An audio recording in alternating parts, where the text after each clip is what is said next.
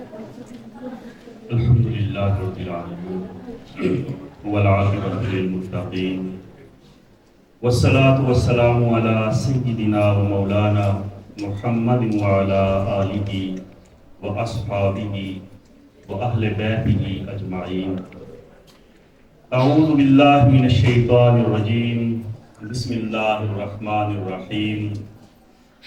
یا ایہا الذین آمنوا کتب علیکم الصیام کما کتب علی الذین من قبلکم لعلکم تتقون۔ صدق اللہ العظیم۔ رب اشرح لی صدری ویسر لی امری واحلل عقدۃ من لسانی یفقہوا قولی رب زدنی علما کثیرا۔ رب ادخلنی مدخل صدق وَأَخْرِجْنِي مُخْرَجَ صِدْقٍ وَاجْعَلْ لِي مِن لَّدُنكَ سُلْطَانًا نَصِيرًا۔ جوانوں کو میری آہ سحر دے، پھر ان شاہین بچوں کو بال و پر دے۔ خدایا آرزو میری یہی ہے، میرا نور بصیرت عام کر دے۔ انتہائی قابل احترام محترم جناب مفتی عبید الرحمان صاحب، محترم جناب مقبول احمد رانجھا صاحب، رانا بشارت صاحب، حافظ احسن صاحب، دیگر اساتذہ اکرام اور انتہائی قابل احترام میرے عزیز طلباء و طالبات، میں سب سے پہلے یونیورسٹی کیمپس کی انتظامیہ کا شکر گزار ہوں کہ انہوں نے رمضان المبارک سے قبل اس کے استقبال کی اس خوبصورت سی محفل میں شرکت کی مجھے سعادت عطا فرمائی اور انتہائی خوبصورت لمحات میسر فرمائے کہ جب میں اپنی بیٹیوں سے اور اپنے بچوں سے مخاطب ہوں۔ میری عزیز بیٹیوں اور میرے انتہائی قابل احترام بیٹوں، یہ جو دنیا ہے جس میں ہم رہ رہے، اگر ایک نظر اس دنیا پر آپ غور کریں تو اس میں بے شمار مخلوقات ہیں۔ اگر آپ سمندروں میں چلے جائیں تو سمندروں کی جو مخلوقات ابھی تک ڈسکور ہوئی ہیں، بڑی بڑی بلیو ویل مچھلیوں اور مگر مچھوں سے لے کر چھوٹے چھوٹے فش، سٹار فش اور اس سے بھی چھوٹے کیڑوں مکوڑوں تک، ان کی تعداد، ان کی نسلوں کی تعداد، اقسام کی تعداد لاکھوں میں ہے۔ اگر آپ جنگلوں میں چلے جائیں تو بڑے بڑے ہاتھیوں اور گینڈوں سے لے کر چھوٹے چھوٹے چوہوں تک، وہاں اگر آپ مختلف مخلوقات کا جائزہ لیں تو ان کی اقسام بھی ہمیں کروڑوں میں ہی نظر آتی ہیں۔ ہم جس معاشرے میں رہتے ہیں، ہمارے ارد گرد کتنے جانور اور کتنی دیگر مخلوقات ہیں۔ اگر تھوڑا سا اور بلند مخلوقات کی طرف دیکھیں تو فرشتے اور جن بھی موجود ہیں، لیکن اللہ رب العالمین نے ان ساری مخلوقات کے ہوتے ہوئے فیصلہ کیا کہ میں زمین پر اپنا نائب بناؤں گا،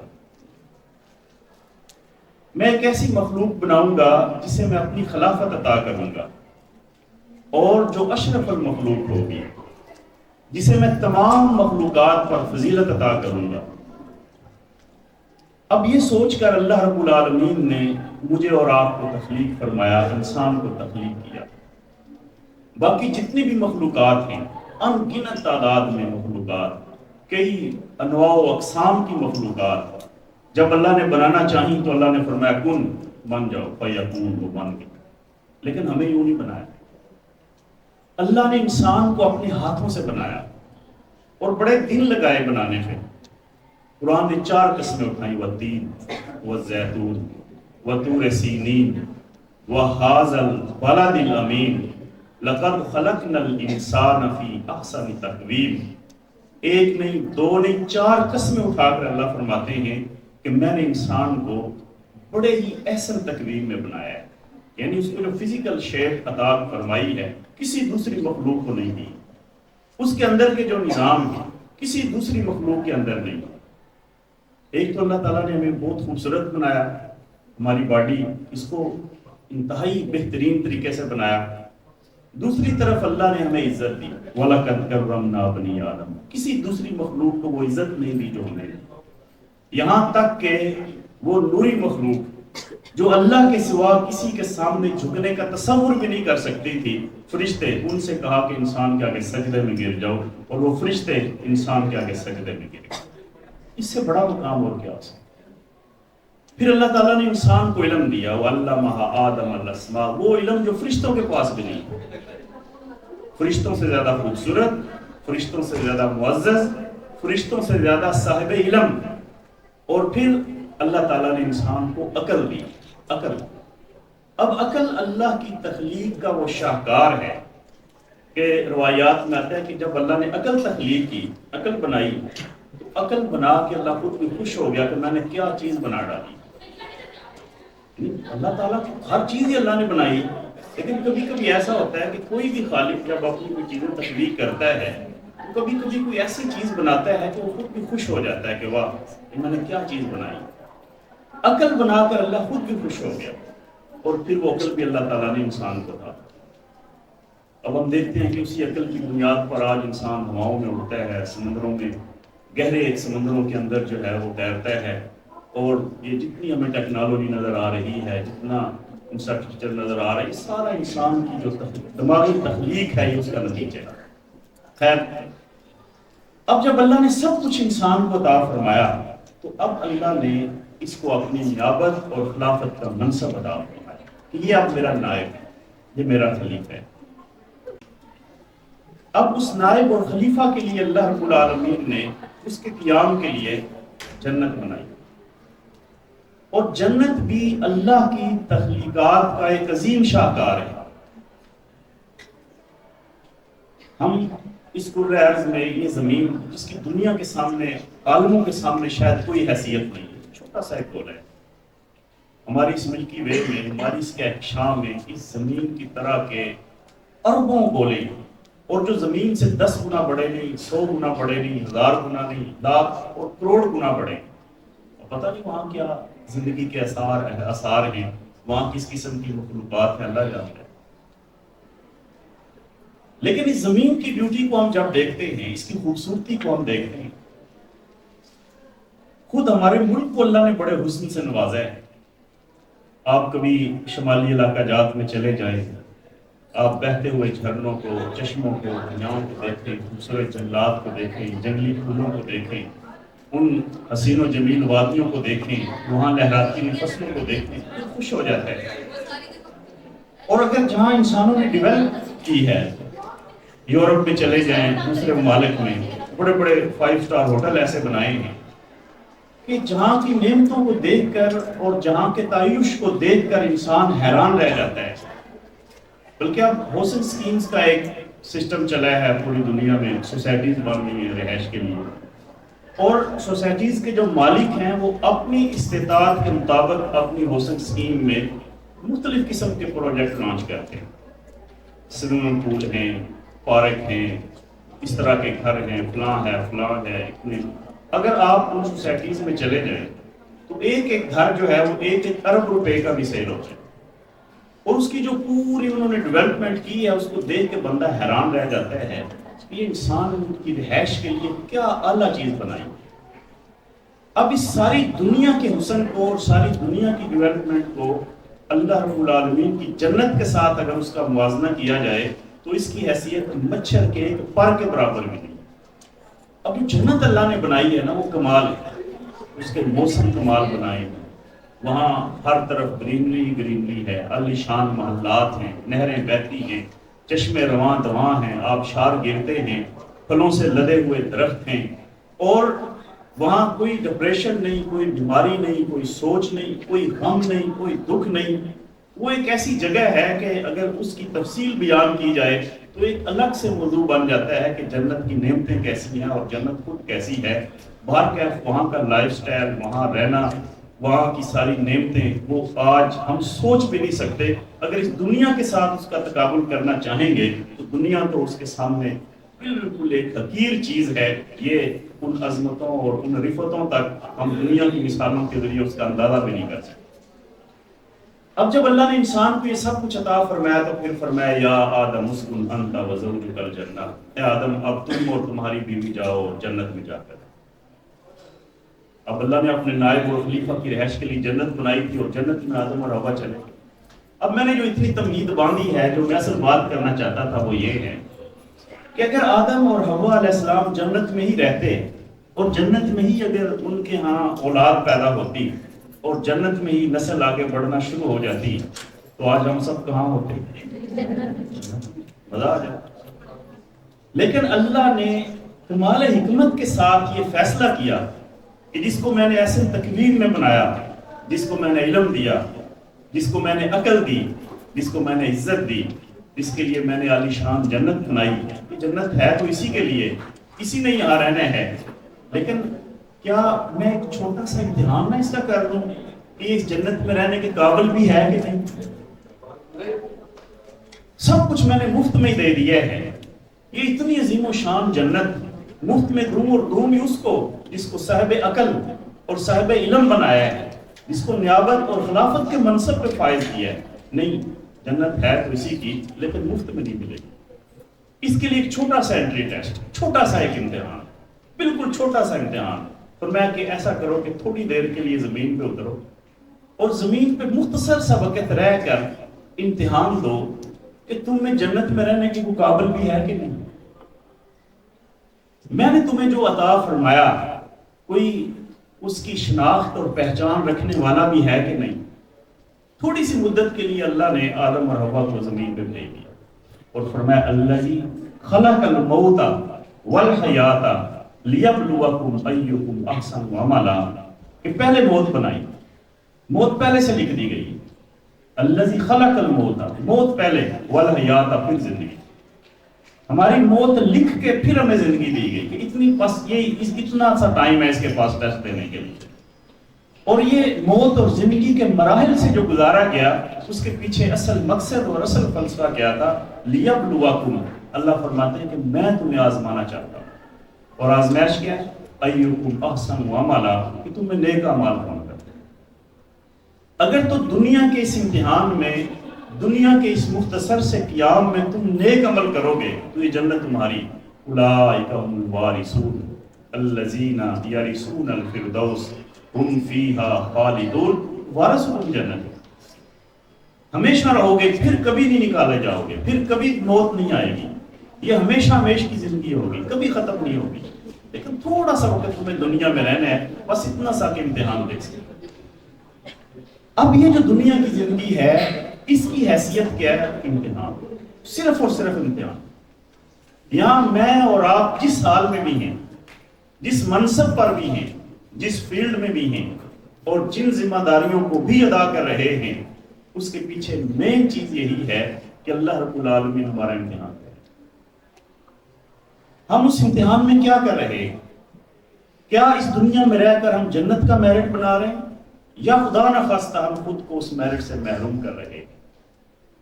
کیا جنت میں داخلے کا جو انٹری ٹیسٹ جس کے لیے ہمیں دنیا میں بھیجا گیا تھا اس میں ہم پاس ہونے کی کوشش کر رہے ہیں یا ناکام ہو رہے ہیں؟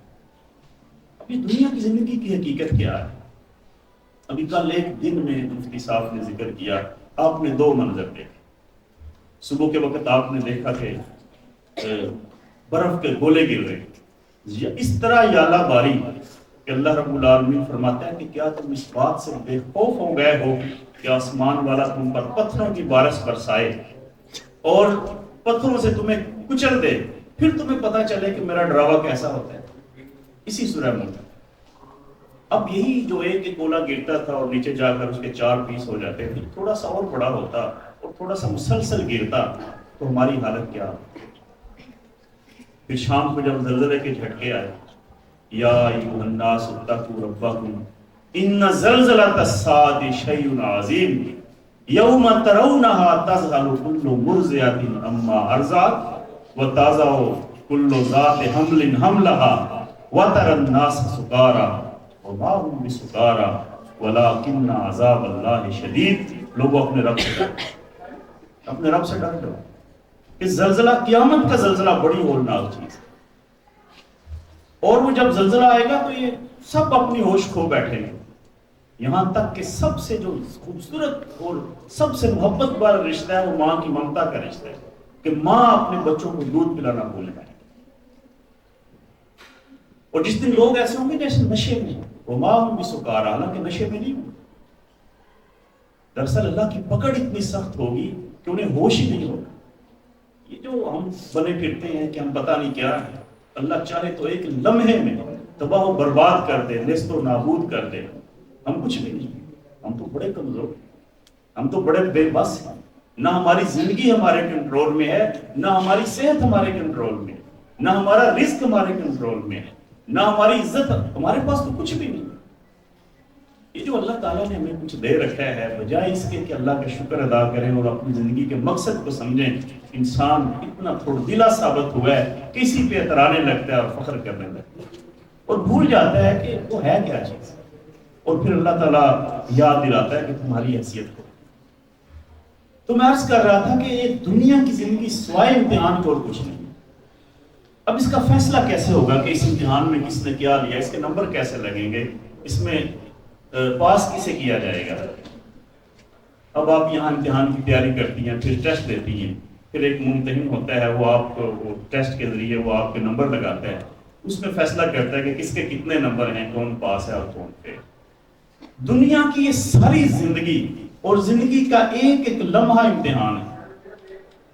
ایسا نہیں ہے کہ ہم صرف جو روزہ رکھتے ہیں، نماز پڑھتے ہیں، حج کرتے ہیں، صرف وہی امتحان میں وہی نیکی ہیں۔ ہر وقت ہمارے اوپر یہ کیمرے لگے ہوئے ہیں، کرامن کاتبین بیٹھے ہوئے ہماری پوری زندگی کا وہ ریکارڈ کر رہے ہیں۔ ہمارے چھوٹے سے چھوٹا عمل، بڑے سے بڑا عمل، سب کچھ آن دا ریکارڈ محفوظ ہو رہا۔ اب فیصلہ کیسے ہونا ہے؟ فیصلہ ایسے ہونا ہے کہ اللہ فرماتے ہیں کہ قیامت کے دن میں نے ایک ترازو لگا لینا، ترازو کے ایک پلڑے میں ایک انسان کی نیکیوں کو رکھ دینا ہے اور ایک پلڑے میں اس کے گناہوں کو رکھ دینا۔ اس دنیا کی زندگی میں جو اس نے اچھے اعمال کیے وہ ایک پلڑے میں ہوں گے، اور جو برے اعمال کیے وہ دوسرے پلڑے میں ہوں گے، اور اب ان کو تولا جائے گا، گنا نہیں جائے گا۔ گنتی اور چیز ہوتی ہے، کسی چیز کا وزنی ہونا وہ اور ہوتا ہے۔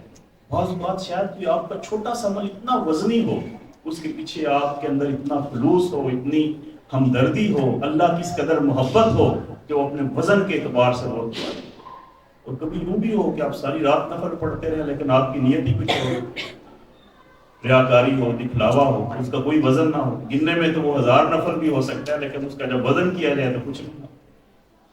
تو قیامت کے دن اللہ رب العالمین جو ہے وہ ایک ترازو لگائے گا اور اس میں نیکیوں اور بدیوں کو تولے گا۔ اب یہ ساری تمہیدی گفتگو جو میں نے کی آپ کو اس موڑ پہ لانے کے لیے کی۔ نبی صلی اللہ علیہ وسلم نے فرمایا کہ جس نے ایمان اور احتساب کے ساتھ روزہ رکھا۔ اب احتساب کیا ہے؟ اب ذرا اپنا احتساب کرتے ہیں۔ فرض کریں تھوڑی دیر کے لیے آپ کسی کونے میں بیٹھ جائیں، اپنی آنکھیں بند کر لیں اور تصور کریں کہ میرے سامنے میں نے اب تک جو زندگی گزاری ہے اس کا ترازو میرے سامنے رکھ دیا گیا ہے، اور ایک پلڑے میں میرے نیک اعمال ہیں اور دوسرے پلڑے میں میرے برے اعمال ہیں۔ ذرا اپنا خود ہی احتساب کریں۔ فَأَمَّا مَنْ ثَقُلَتْ مَوَازِينُهُ فَهُوَ فِي عِيشَةٍ رَاضِيَةٍ، آج جس کا نیکیوں کا پلڑا بھاری ہو گیا وہ عیش و نشاط میں چلا گیا، وہ جنت کا وارث ہے، جنت اس کو واپس مل گئی، اب ہمیشہ کے لیے وہ وہی ہے۔ لیکن وَأَمَّا مَنْ خَفَّتْ مَوَازِينُهُ فَأُمُّهُ هَاوِيَةٌ، جس کا نیکیوں کا پلڑا ہلکا ہو گیا وہ ہاویہ میں ڈال دیا۔ پھر بات صرف یہ نہیں ہے کہ وہ جنت سے محروم ہوا، نہیں بلکہ الٹا ہاویہ میں ڈال دیا گیا۔ وَمَا أَدْرَاكَ مَا هِيَ نَارٌ حَامِيَةٌ، وہ تو جہنم کی بھڑکتی ہوئی آگ ہے۔ اب ذرا میں اپنا احتساب کرتا ہوں، آپ اپنا احتساب۔ سچی بات یہ ہے کہ اگر ہم ایمانت داری کے ساتھ اپنا احتساب کریں، اب آپ کے بارے میں تو میں کچھ نہیں کہتا لیکن اپنا مجھے بخوبی پتہ ہے، اگر میں اپنے ترازو کے اس پلڑے کو اپنے سامنے رکھوں، اپنے نیکیوں والے پلڑے میں دیکھوں تو مجھے کچھ نظر نہیں آتا۔ کیا ایسا؟ کچھ نہیں۔ اگر کوئی نیکیاں ہیں بھی تو وزن شاید ان کا کچھ نہیں ہو، کیونکہ میری نیکیاں تو کبھی لوگوں کو دکھانے کے لیے، کبھی ریاکاری کے لیے، کبھی نمود و نمائش کے لیے، کبھی پتہ نہیں کس مقصد کے لیے، اب نیت ہی کیا ہوتی ہے۔ گوارے وہ نہیں. لیکن اگر میں دوسری طرف اپنے برائی اور گناہوں کے پلڑے کو دیکھوں تو وہاں تو مجھے کوئی ہمالیہ کے برابر وزن دکھائی دے رہا ہے. میری غفلتیں، میری سستیاں، میری کمیاں، میری کوتاہیاں. میں اس عارضی دنیا کی رنگینیوں میں یوں کھویا کہ میں نے اپنے رب کو بھی فراموش کر دیا اور میں نے اپنے محبوب مصطفیٰ کو بھی فراموش کر دیا. اب اگر اس حال میں مجھے موت آ جائے اور میں اللہ کے حضور حاضر ہو جاؤں تو میرا کیا بنے گا؟ کیا بنے گا؟ اگر آپ یہاں اپنے بی ایس پروگرام میں فیل ہو جائیں تو آپ سر پکڑ کے بیٹھ جائیں گے کہ میرے ساتھ کیا ہوا. یہ تو کچھ بھی نہیں. لیکن تو دنیا کے امتحان میں فیل ہو گیا اور ہمیشہ کے لیے جنت سے محروم کر دیا گیا اور جہنت میں داخل ہو گیا، اس کا کیا ہوا؟ وہ تو بری طرح ناکام ہو گیا. اور سب سے بڑی ناکامی یہی ہے، اور انسان کے لیے سب سے بڑی کامیابی یہ ہے کہ وہ جہنم کی آگ سے بچ جائے اور جنت میں جائے. اللہ فرماتے ہیں کل نفس ذائقۃ الموت فانما توفون اجورکم یوم القیامہ فمن زحزح عن النار وادخل الجنۃ فقد فاز وما الحیاۃ الدنیا الا متاع. یاد رکھو تم سب نے مرنا ہے اور قیامت کے دن جو دنیا میں اعمال کر کے آئے اس کے مطابق فیصلہ ہونا ہے. اور جس نے اپنے نیک اور اچھے اعمال کی بدولت فمن زحزح عن النار خود کو جہنم کی آگ سے بچا لیا وادخل الجنہ اور جنت میں داخل ہو گیا فقد فاز، وہ کامیاب. یہ ہے حقیقی اور اصل کامیابی. بھلے ہی دنیا میں اس نے کم کھایا، چھوٹے گھروں میں رہا، زیادہ اس کا لگژری لائف سٹائل نہیں تھا، لیکن آج وہ جہنم کی آگ سے بچ کر جنت میں چلا گیا فقط فاز، وہ کامیاب. اور دنیا میں اگر کوئی انسان دنیا کی ہر نعمت سے انجوائے کرتا رہا، اس کے پاس کسی چیز کی کمی نہیں تھی، مال، دولت، عزت، سب کچھ تھا، لیکن آج وہ جنت سے محروم ہو کر اگر جہنم میں چلا گیا، والعصر ان الانسان لفی خسر الا الذین آمنوا وعملوا الصالحات وتواصوا بالحق وتواصوا بالصبر. زمانے کی قسم وہ گھاٹے میں رہا، وہ گھاٹے میں تھا. اب جب یہ ترازو سامنے لگا ہے، اس حال میں اگر ہم چلے جائیں، مجھے تو کوئی شکل نظر نہیں آتی کہ میں بچ سکوں. لیکن میرا اللہ اتنا رحمان، اتنا رحیم و کریم ہے کہ اس نے ہمیں بخشنے کے بہانے بنائے ہیں، اور اس کے بہانوں میں سب سے بڑا بہانہ ہے رمضان المبارک کا. سب سے بڑا بہانہ کیسے کہ رمضان آیا، میرے آقا نے فرمایا کہ جب رمضان کا چاند طلوع ہوتا ہے اللہ تعالیٰ میری امت کی بخشش اور مغفرت کا فیصلہ فرما لے. اللہ نے فیصلہ کر لیا کہ اب یہ جن بندوں کے گناہوں کے پرڑے بھرے ہوئے تھے نا، میں نے ان سب کو ڈیلیٹ کر دیا، ختم کر دیا. اور پھر فرمایا من صام رمضان ایمانا و احتسابا غفر له ما تقدم من ذنبه، کہ جس شخص نے ایمان اور احتساب کی حالت میں ایک روزہ رکھا، اس کے اگلے پچھلے سارے گناہوں کو معاف کر دیا. اگر اندازہ کریں نا، وہ ترازو ہم نے رکھیں کہ جس میں ہمالیہ کے برابر ہم نے گناہ اکٹھے کیے ہوئے تھے، ختم کر دیے، ختم. من قام رمضان ایمانا و احتسابا غفر له ما تقدم من ذنبه، کہ جس شخص نے ایمان اور احتساب کی حالت میں راتوں کو قیام کیا، اس کے اگلے پچھلے سارے گناہوں کو معاف کر دیا. رمضان کا لفظی ترجمہ رم سے نکلا، اس کا مطلب جلا کر ختم کر دے گا. یہ گناہوں کو جلا کر ختم کر دیتا ہے. جتنے انسان نے گناہ کیے تھے، رمضان مبارک بخشش اور مغفرت کا مہینہ ہے. اسی لیے نبی کائنات صلی اللہ علیہ وسلم کی مشہور حدیث ہے کہ جب آپ ممبر پہ بیٹھنے لگے تو جبرائیل امین نے بددعا کی کہ وہ شخص ہلاک ہوا، اس شخص کی ناک خاک آلود ہو، وہ شخص ذلیل و رسوا ہو. اس کی زندگی میں رمضان کا مہینہ آیا اور وہ روزوں میں بھی گناہوں کو معاف نہ کروا سکا. یعنی جو روزوں میں بھی جس کا گناہوں کا پلڑا اسی طرح گناہوں سے بھرا رہا، اس سے بڑا بد نصیب کون ہو سکتا ہے کہ جبرائیل بددعا کر رہے اور میرے آقا آمین کہہ رہے. تو رمضان کا مہینہ گناہوں کی بخشش اور مغفرت کا. اور دوسری طرف وہ جو نیکیوں کا پلڑا تھا جس میں ہمیں بہت کم چھوٹی چھوٹی نیکیاں نظر آ رہی تھیں، اس کو بھرنے کا انتظام اللہ نے یوں کیا، فرمایا کہ جو نفل اعمال کرے گا اس کو ثواب فرض کا ملے گا. اب فرض کا ثواب کتنا ہوتا ہے؟ نفل کا تو بتا دیا نا، اتنا فلاں فلاں نوافل کا ثواب ہے۔ فرض کا ثواب میں نے ایک جگہ پڑھا کہ اگر ساری دنیا کے سارے لوگ ساری زندگی نفل پڑھتے رہے، یعنی اپنی پوری عمر، اور وہ بھی کائنات کے سارے لوگ، تو نفلوں کا جو ثواب بنتا ہے وہ 2 فرضوں کے برابر بھی نہیں۔ فرضوں کا اتنا ثواب ہے، لیکن یہاں ہمارے نفلوں کا ثواب فرض کے برابر کر دیا، اور فرائض کا ثواب فرمایا کہ 70 سے لے کر 700 گنا تک بڑھا دیا۔ جو فرض اعمال کرتے ہیں ان کا ثواب 70 سے لے کر 700 گنا تک۔ اب مجھے حوصلہ ہو گیا کہ اب میرے نیکیوں کے پلڑے میں تو بارش شروع ہو گئی، رحمتوں کی بارش، نیکیوں کی بارش۔ اب تو وہ اتنا وزنی ہوتا چلا جا رہا ہے کہ اب مجھے اپنے رب سے یقین ہو گیا کہ اللہ نے اپنے اس خطا کار اور گناہ گار بندے کو بخشنے کے لیے ایک بہترین موقع فراہم کر دیا ہے، جس کو اللہ نے اپنے ہاتھ سے بنایا، عزت دی، علم دیا، عقل دی۔ اللہ نے اس کے لیے جنت بنائی، تو اللہ نے اس کی جنت کے راستے آسان کر دیے کہ یہ رمضان کا مہینہ بھی۔ یہ کتنی نوازش ہے۔ اب ایک رات ایسی، من قام لیلۃ القدر ایمانا و احتسابا غفر له ما تقدم من ذنبه، اور پھر فرمایا من خیر من الف شہر، 1000 مہینوں سے زیادہ افضل ہے کہ کوئی شخص اگر ساری زندگی بھی عبادت کرے، 1000 مہینے بھی بندگی اور عبادت کرے، تو وہ اتنا اجر اور ثواب نہ سمیٹ سکے جتنا صرف ایک رات میں۔ اب مجھے بتائیں کہ یہ اس کے رحمان اور رحیم ہونے کے، اس کے غفور ہونے کے بہانے نہیں ہیں تو اور کیا؟ یعنی اتنے آسان پیکج اور اتنے خوبصورت پیکج میں کوئی دے سکتا ہے؟ کوئی اس طرح بھی اپنے بندوں سے محبت کر سکتا ہے جس طرح ہمارا رب ہم سے محبت کر رہا ہے؟ یہ تو بہانے ہیں بخشنے کے، یہ تو بہانے ہیں معافی کے۔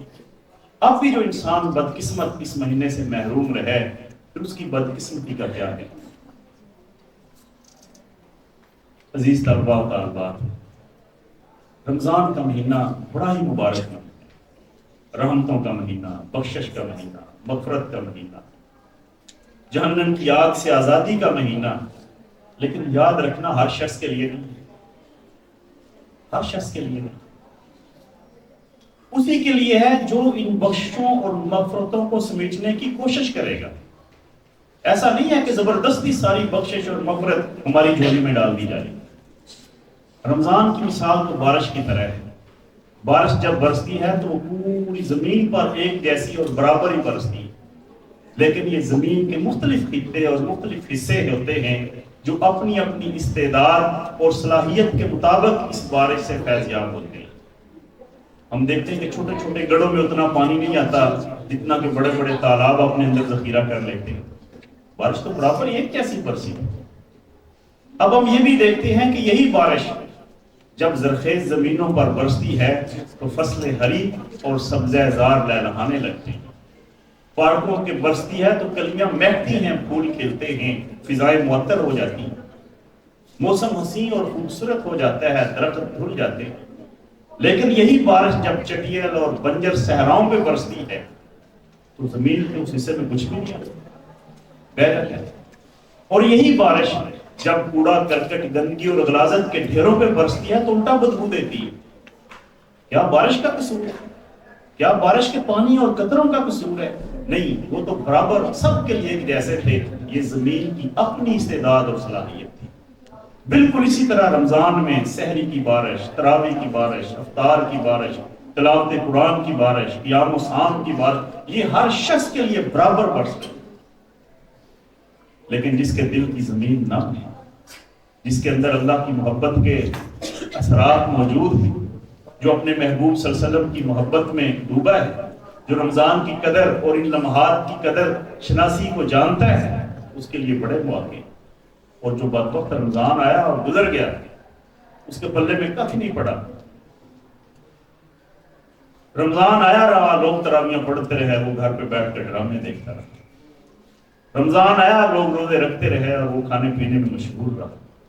رمضان آیا، لوگ سحری کے وقت جب اللہ تعالیٰ آسمان دنیا پہ آ کر اپنے ہاتھ پھیلا کر بندوں کو آواز دے رہا تھا، ہے کوئی مجھ سے مانگنے والا، لوگ مانگتے رہے اور یہ غفلت کی نیند سویا رہا۔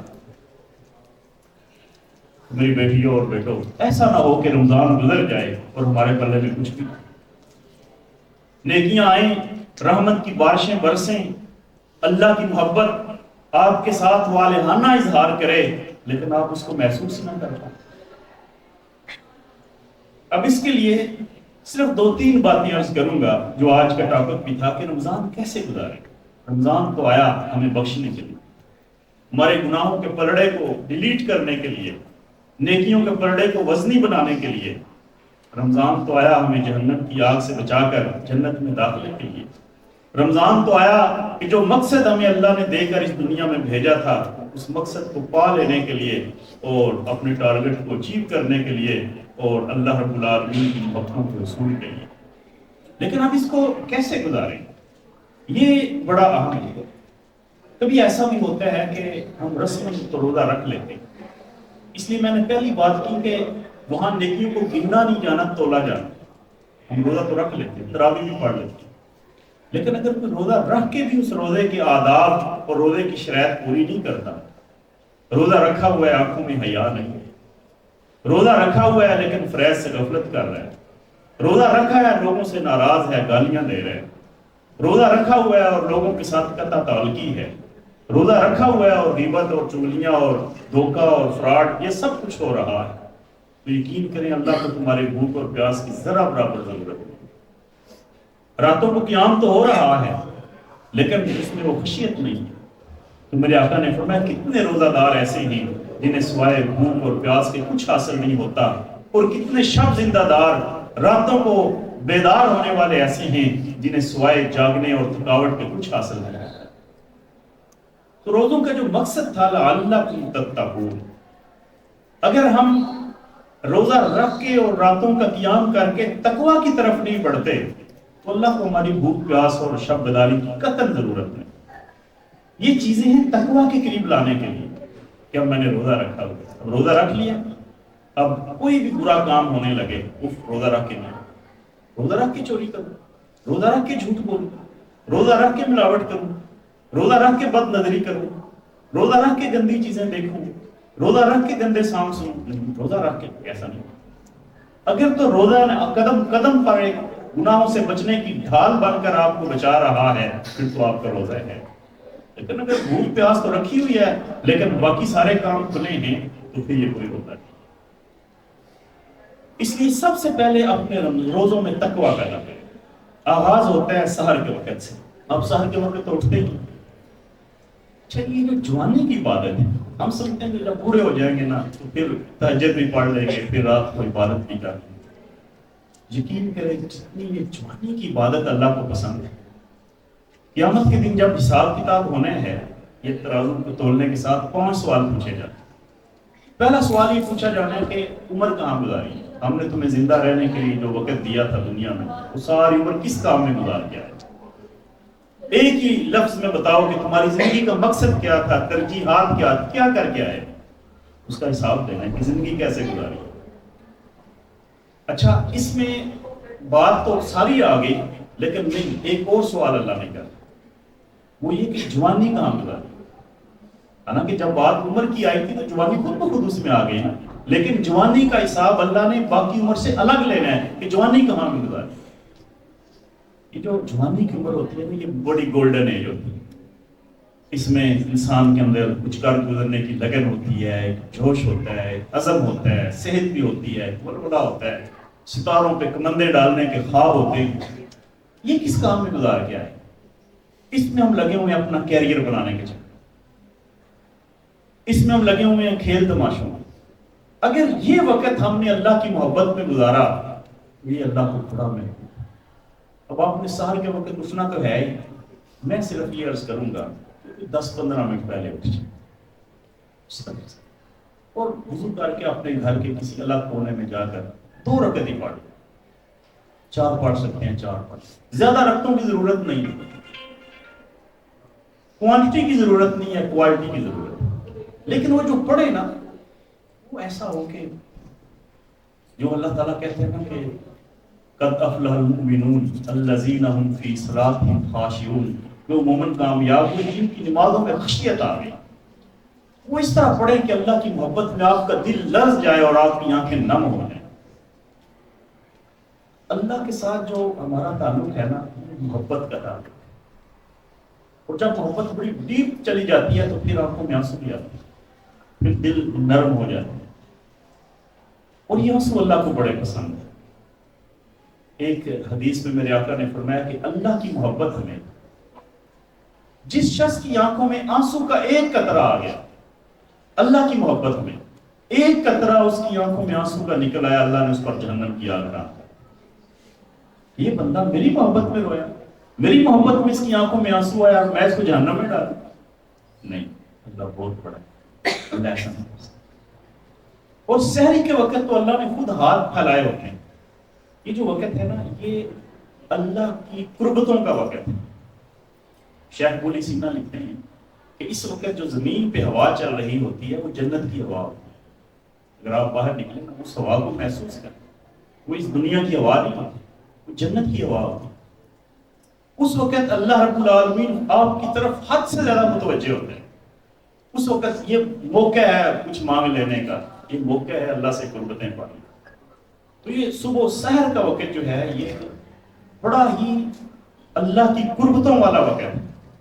اور دوسرا ٹائم افطاری کا، میرے آقا نے فرمایا کہ مزدور جب اپنی مزدوری مکمل کر لے تو فوراً اس کا معاوضہ دے۔ یہ جو دن بھر انسان روزہ رکھتا ہے، تقویٰ کے راستے پہ چلتا ہے، اور اب افطاری کا وقت ہے، اب مزدوری ملنے کا وقت ہے، اس وقت جو بندے کے منہ سے اسمیل آ رہی ہوتی ہے، اللہ کو اتنی محبوب ہے کہ مشک و عنبر کی خوشبو اس سے پیچھے رہ جاتی ہے۔ یہ دعا کی قبولیت کا وقت ہے، اس میں آپ جو دعا مانگیں گی قبول ہو، تجربہ کریں۔ لیکن ہمارا حال ہوتا ہے کہ یہ جو دو قیمتی لمحات ہیں، سحری کے افطاری کے، کھانے پینے کے چکر، روٹی لاؤ، دہی لاؤ، فلاں چیز نہیں آئی، فلاں نہیں آئی، روٹی ٹھنڈی ہو گئی، پراٹھا گرم کر کے لاؤ، افطاری میں پکوڑے نہیں بنے، سموسے نہیں بنے، شربت نہیں بنا، لسی نہیں بنی، فلاں چیز نہیں، سارا یہ قیمتی وقت جو ہے وہ کھانے پینے کی نظر ہوتی ہے۔ ہماری بچیاں بیچاری کچن میں لگی رہتی ہیں، دوسروں کی ڈیمانڈ، ان کی ڈیمانڈ پوری کرتی رہتے ہیں، وہ مانگنے پہ لگے رہتے ہیں یا سرو کرنے پہ لگی رہتی ہیں۔ کچھ ایسا کریں کہ اس میں کچھ وقت عبادت کے لیے نکالیں، کچھ ایسا مینج کریں کہ یہ وقت کم از کم افطاری کے وقت 10 منٹ پہلے ہر چیز ریڈی کر کے فارغ ہو جائے، 10 منٹ تو صرف دعا ہی کریں۔ اور اسی طریقے سے سحری میں کم از کم 15-20 منٹ تو ضرور نکالیں کہ تنہائی میں اللہ کے سامنے روئیں، دعا مانگنی ہے، اللہ سے تعلق ہے۔ تنہائی میں جب آپ اللہ کا ذکر کرتی ہیں، اللہ سے دعا مانگتی ہیں، تو یہ چیز آپ کو بہت بلندیوں پہ لے جاتی ہے۔ یہ دو ٹائم بالکل ضائع نہیں کریں۔ دوسری چیز، قرآن کی یہ ساری عظمت اس لیے ہے، لیلۃ القدر کو خیر من الف شہر اس لیے کہا گیا ہے کہ شہر رمضان الذی انزل فیہ القرآن ھدی للناس وبینات من الھدی والفرقان، یہ وہ مہینے ہے جس میں اللہ نے اپنا قرآن نازل کیا۔ قرآن اللہ کی نعمتوں میں سب سے بڑی نعمت ہے، سب سے بڑی نعمت ہے۔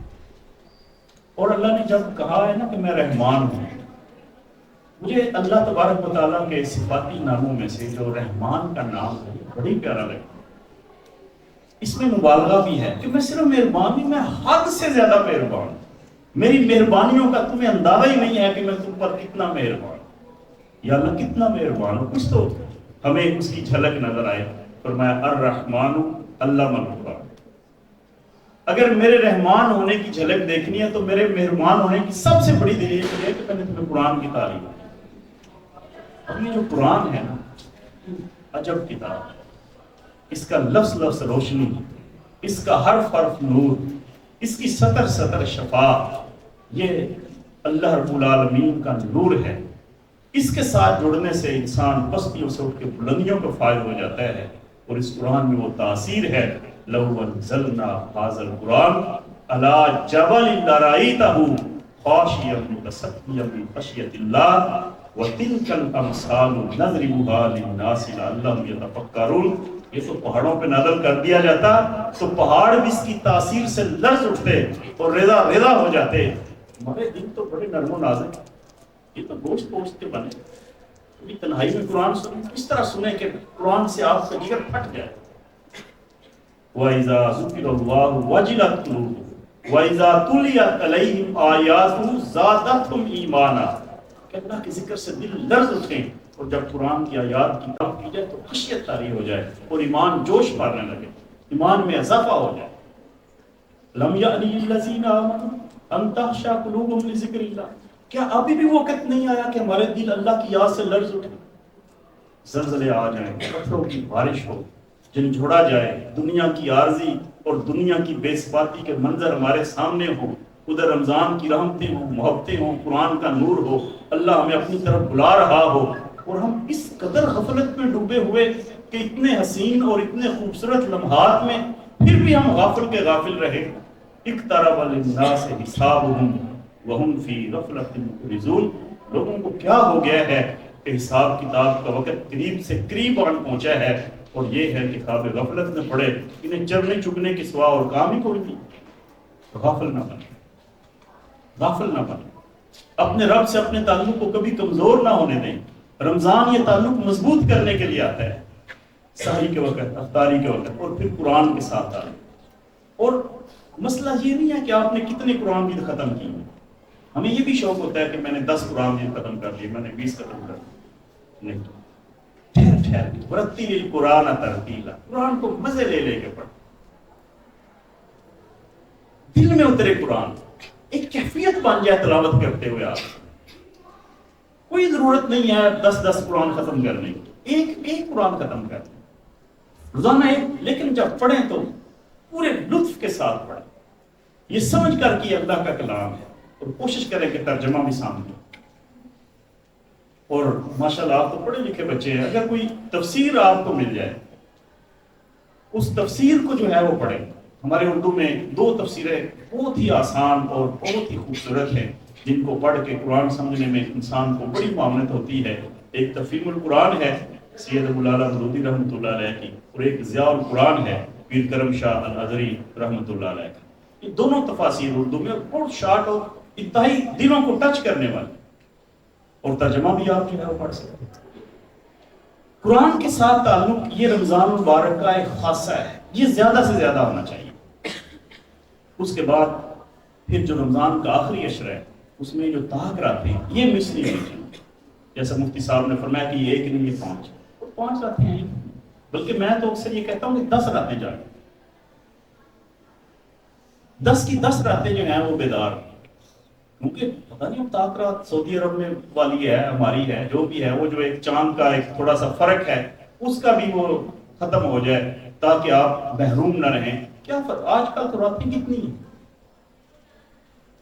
کوشش کریں کہ اس 10 راتوں کو جاگنے کے لیے سب سے بہترین طریقہ جو ہمارے آقا کی سنت ہے، جس کو آپ نے کبھی ترک نہیں کیا، 1 سال صرف مس ہوا تھا، دوسرے سال آپ نے ڈبل کیا، وہ اعتکاف. سب سے بہترین طریقہ.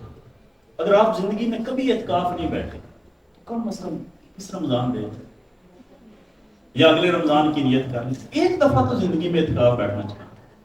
ساری دنیا سے کٹ کے اللہ کے گھر میں ڈیرے لگا، پھر 10 دن تک وہ یہ چیز جو ہے، جب انسان مسلسل ایک چیز ایک خاص ماحول میں رہتا ہے، ایک خاص طرح سے سوچتا ہے، ایک خاص کیفیت میں رہتا ہے، تو یہ چیز انسان کی نفسیاتی طور پر بھی اس کو ڈیولپ کرنے میں ایک اہم ترین کردار ادا کرتی ہے.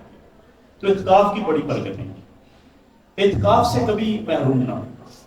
اور سب سے بڑی چیز یہ ہے کہ آج نیت کر لیں کہ یہ جو اللہ کا مہمان آ رہا ہے، یہ جو ہمیں بخشنے کے لیے اور نوازنے کے لیے آ رہا ہے، یہ جو ہمارے گناہوں کو ڈیلیٹ کر کے ہمیں نیکیوں کے پہاڑ دینے کے لیے آ رہا ہے، یہ جو ہمیں جہنم سے بچا کر جنت میں داخل کرنے کا بہانہ بن کے آ رہا ہے، ہم اس رمضان کے ایک ایک لمحے کی قدر کریں گے، ہم اسے ضائع نہیں کریں گے. سب سے بڑی چیز تو یہ، بلکہ نیت کے نفل پڑھ لیں، آج ہی جا کر نفل پڑھ لیں، اور رمضان مبارک میں بس جتنا ہو سکتا ہے نیکی کی طرف گامزن رہیں، اسلامی لٹریچر کا مطالعہ کریں، قرآن کا مطالعہ کریں، اپنی عبادات میں خلوص پیدا کریں. اصل چیز ہے لعلکم تتقون، تقوی پیدا کریں.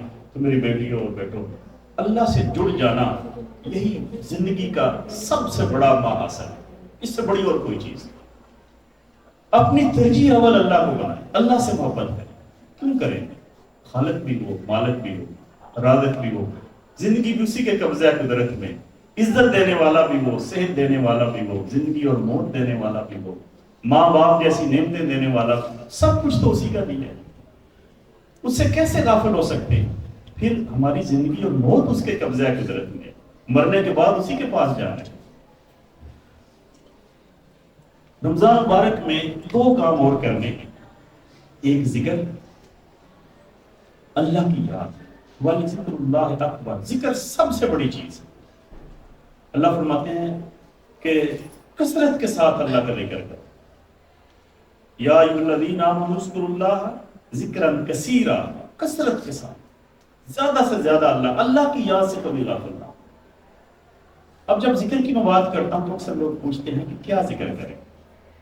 اب ویسے تو لمبے چوڑے ہیں، لیکن آپ اسٹوڈنٹ ہیں، آپ بچے ہیں، آپ کو میں آج یہ 3 چیزیں دے کر جا رہا ہوں، ان کو اس فقیر کی طرف سے ایک ہدیہ اور تحفہ سمجھ لیں، اور یا میری ایک عاجزانہ درخواست سمجھ لیں، اس پہ ذرا عمل کر کے دیکھیں۔ 3 چیزیں ہیں ذکر۔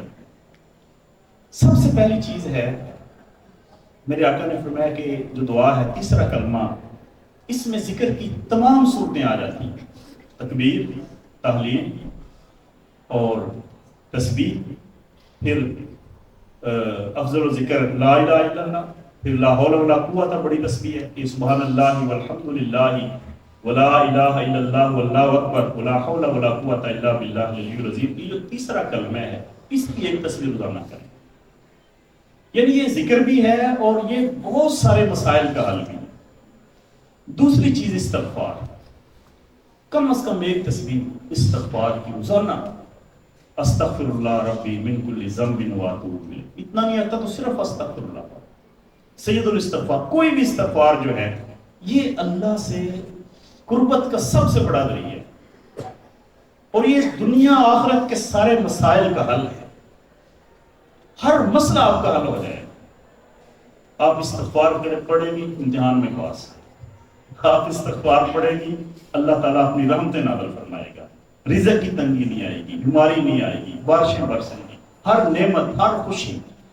ابھی میرے پاس وقت نہیں ہے کہ میں تفصیل میں جاؤں، بس اشارہ کر دیا ہے کہ دنیا اور آخرت کی ہر نعمت اس کے حصول کا ذریعہ ہے استغفار، اور اللہ سے قربت کا ذریعہ ہے استغفار۔